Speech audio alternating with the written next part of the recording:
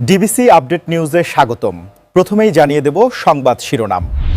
গাজায় যুদ্ধবিরতির মধ্যেই ইসরায়েলি হামলায় নিহত সংখ্যা ৮। চীনে ইরানের তেল রফতানি কমাতে চাপ দেবে যুক্তরাষ্ট্র ইসরায়েল। মার্কিন সৈন্যদের কাছ থেকে সামরিক ঘাঁটির নিয়ন্ত্রণ নিল সিরিয়া।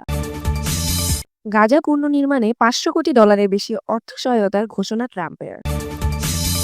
এতক্ষণ শুনছিলেন শিরোনাম, এবার বিস্তারিত। গাজায় যুদ্ধবিরতির মধ্যেই ইসরায়েলি হামলায় নিহত সংখ্যা ৮।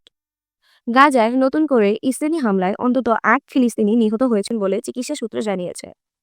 একই দিনে ইসরায়েল দক্ষিণ লেবাননেও একাধিক হামলা চালিয়েছে।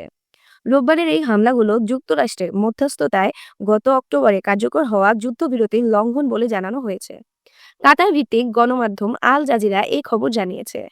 চিকিৎসা সূত্রের বরাত দিয়ে আল জাজিরা জানিয়েছে, গাজার দক্ষিণ অঞ্চলের খান ইউনিস শহরে ইসরায়েলি বাহিনীর হামলায় অন্তত ৪ জন নিহত হন।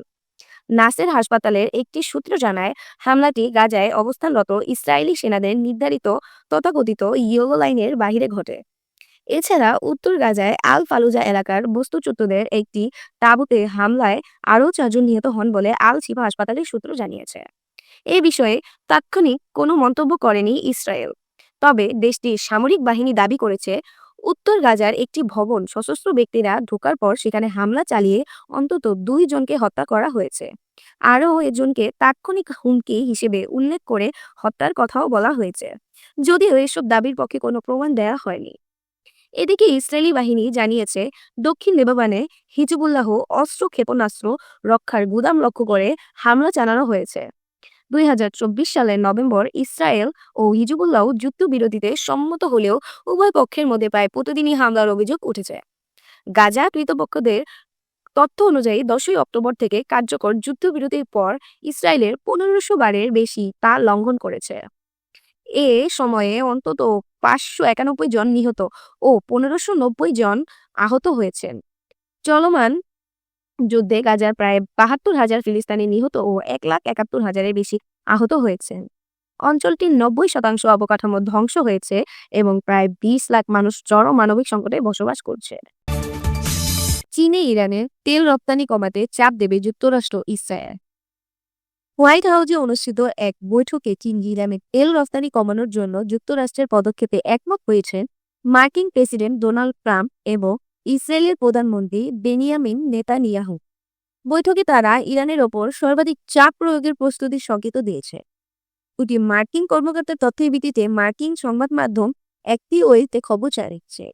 এক সিনিয়র মার্কিন কর্মকর্তার বরাতে প্রতিবেদনে বলা হয়েছে, আমরা একমত হয়েছি যে ইরানের ওপর সর্বাধিক চাপ প্রয়োগ করা হবে, আর সেটি করা হবে চীনের ইরানের তেল রপ্তানি নিয়ন্ত্রণের মাধ্যমে।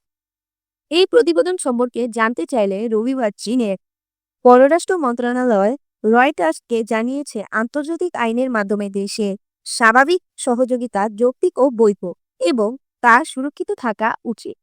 উল্লেখ্য, চীন এবং ইরানের তেলের ৮০% বেশি কিনে থাকে। যদি এই বাণিজ্য কমে যায় তবে ইরানের তেলের আয়ও হ্রাস পাবে। সম্প্রতি যুক্তরাষ্ট্র ও ইরানের কূটনীতি করা ওমানের মধ্যস্থতার ইরানের পারমাণবিক কর্মসূচি নিয়ে আলোচনা করেছে। অন্যদিকে শনিবার ১৪ ফেব্রুয়ারি সুইস পররাষ্ট্র মন্ত্রণালয় জানিয়েছে, ইরানের পারমাণবিক কর্মসূচি নিয়ে আগামী সপ্তাহে জেনেভায় দ্বিতীয় দফা আলোচনায় বসতে যাচ্ছে যুক্তরাষ্ট্র ও ইরান। দ্বিতীয় দফার আলোচনা আয়োজক আবারও ওমান হলে বৈঠকের সুনির্দিষ্ট তারিখ এখনো ঘোষণা করা হয়। মার্কিন সৈন্যদের কাছ থেকে সামরিক ঘাঁটির নিয়ন্ত্রণ নিল সিরিয়া। মার্কিন সৈন্যদের কাছ থেকে সিরিয়ার উত্তর পূর্ব অঞ্চলীয় আল সাদাতি সামরিক ঘাঁটির নিয়ন্ত্রণ নিয়েছে দেশটির প্রতিরক্ষা মন্ত্রণালয়। জর্ডান ইরাক সীমান্ত লাগোয়া একটি স্থাপনার নিয়ন্ত্রণ নেয়ার কয়েকদিন পর রোববার মার্কিন বাহিনীর কাছ থেকে ওই ঘাঁটি বুঝে নিয়েছে সিরিয়ার সৈন্যরা। সিরিয়ার প্রতিরক্ষা মন্ত্রণালয়ের এক বিবৃতিতে বলা হয়েছে, মার্কিন পক্ষের সঙ্গে সমন্বয়ের মাধ্যমে সিরীয় আরব সেনাবাহিনীর সদস্যরা হাসুকা গ্রাম অঞ্চলের আল সাদাদি সামরিক ঘাঁটির নিয়ন্ত্রণ নিয়েছেন। মধ্যপ্রাচ্য ভিত্তিক জনগোষ্ঠী ইসলামিক স্টেটের IS এর বিরুদ্ধে লড়াইরত আন্তর্জাতিক জোটের অংশ হিসেবে মার্কিন সৈন্যরা আল সাদাদি শহরের ওই সামরিক ঘাঁটিতে মোতায়েন ছিলেন। চলিত বছরের জানুয়ারিতে সিরিয়ার সরকারি বাহিনী ওই এলাকার অগ্রসর হওয়ার আগে শহরটি কারাগার হিসাবে ব্যবহার করা হতো। সেখানে কুর্দি বাহিনী IS সদস্যদের বন্দী করে রাখত। সিরীয় সরকারি বাহিনী ঘাঁটিটি নিয়ন্ত্রণে নেওয়ার মাত্র ৩ দিন আগে অর্থাৎ গত ১২ ফেব্রুয়ারি মার্কিন সৈন্যরা সিরিয়া, জর্ডান ও ইরাক সীমান্ত সংলগ্ন আল তানফ ঘাঁটি ত্যাগ করে বলে যুক্তরাষ্ট্র নিশ্চিত করেছে। আইএসের বিরুদ্ধে মার্কিন নেতৃত্বাধীন আন্তর্জাতিক জেটের প্রধান সহযোগী ছিল কুর্দি নেতৃত্বাধীন সিরিয়ার ডেমোক্রেটিক ফোর্সের এসডিএফ। ২০১৯ সালে সিরিয়ায় আইএসের আঞ্চলিক পরাজয় নিশ্চিতে গুরুত্বপূর্ণ ভূমিকা পালন করেছিল এই কুর্দি যোদ্ধারা। তবে ২০২৪ সালের ডিসেম্বরে সরকার বিরোধী বিক্ষোভ সিরিয়ার প্রেসিডেন্ট বাশার আল আসাদের পতন ঘটে। ইসলামপন্থী বিরোধীদের আন্দোলনের মুখে বাশারের পতনের পর দামাস্কের নতুন সরকারের সঙ্গে ঘনিষ্ঠতা বাড়িয়েছে ওয়াশিংটন। কুর্দিদের সঙ্গে মার্কিন জোটের প্রয়োজনীয়তা এখন অনেকাংশে ফুরিয়ে এসেছে বলে সম্প্রতি ঘোষণা দিয়েছে যুক্তরাষ্ট্র। আইএসের আঞ্চলিক পরাজয় ঘটলেও গোষ্ঠীটি এখন ওই অঞ্চলের বিভিন্ন এলাকায় সক্রিয় রয়েছে।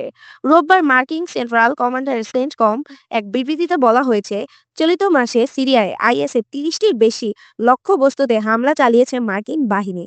গত ৩ থেকে ১২ ফেব্রুয়ারির মাঝে পরিচালিত এসব বিমান হামলায় আইএসের অবকাঠামো এবং অস্ত্র মজুত কেন্দ্রকে নিশানা করা হয়েছে। গাজা পুনর্নির্মাণে $৫০০ কোটি বেশি অর্থ সহায়তার ঘোষণা ট্রাম্পের।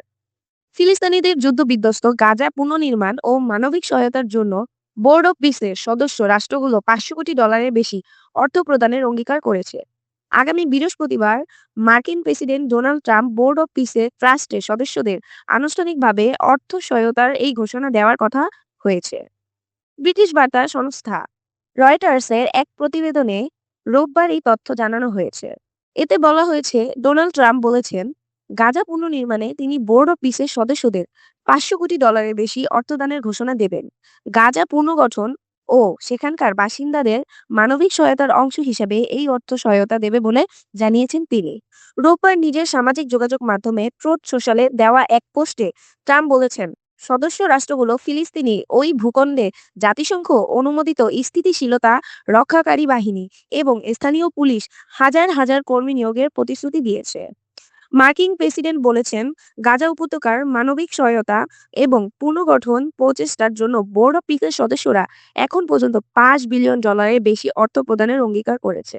আন্তর্জাতিক স্থিতিশীল রক্ষাকারী বাহিনী এবং স্থানীয় পুলিশের হাজার হাজার কর্মী নিয়োগের কথা জানিয়ে ডোনাল্ড ট্রাম্প বলেছেন, এর জন্য হামাসকে অবশ্যই আগে স্বাক্ষরিত চুক্তি রক্ষা এবং সম্পূর্ণ নিরস্ত্রীকরণ করতে হবে। বোর্ড অব পিসের প্রসঙ্গে ট্রাম্প বলেন, বোর্ড অব পিস ইতিহাসে সবচেয়ে প্রভাবশালী আন্তর্জাতিক সংস্থায় পরিণত হবে এবং এর চেয়ারম্যান হিসেবে দায়িত্ব পালন করা আমার জন্য অত্যন্ত সম্মানের। গাজা যুদ্ধের স্থায়ী সমাধান, পুনর্গঠন এবং দীর্ঘমেয়াদী শান্তি বজায় রাখার জন্য আন্তর্জাতিক তদারকি সংস্থা হিসেবে মার্কিন প্রেসিডেন্ট ডোনাল্ড ট্রাম্পের উদ্যোগে বোর্ড অব পিসের গঠন করা হয়েছে। গত জানুয়ারিতে সুইজারল্যান্ডে দাভোস সম্মেলনের ফাঁকে এই বোর্ড আনুষ্ঠানিকভাবে যাত্রা শুরু করে। বোর্ড অব পিসের চেয়ারম্যান হিসেবে দায়িত্ব পালন করছে ডোনাল্ড ট্রাম্প। সংস্থাটির শক্তিশালী নির্বাহী কমিটি রয়েছে, যার সদস্যদের মধ্যে রয়েছে মার্কিন পররাষ্ট্রমন্ত্রী মার্কো রুবিও, ট্রাম্পের জামাতা ও সাবেক উপদেষ্টা জ্যারেড কুশনার, মধ্যপ্রাচ্য বিষয়ক মার্কিন বিশেষ দূত স্টিভ উইটকফ, ব্রিটেনের সাবেক প্রধানমন্ত্রী টনি ব্লেয়ার, বিশ্বব্যাংকের প্রেসিডেন্ট অজয় বাঙ্গা ও অন্যান্য অনেক দেশের রাষ্ট্রপ্রধান। এছাড়া এই বোর্ডে আর্জেন্টিনা, মিশর, Hungary, Indonesia, Jordan, Morocco, Pakistan, Qatar, Saudi আরব, তুরস্ক এবং সংযুক্ত আরব আমিরাত সহ বেশ কিছু দেশকে প্রতিষ্ঠা সদস্য হিসেবে আমন্ত্রণ জানানো হয়েছে।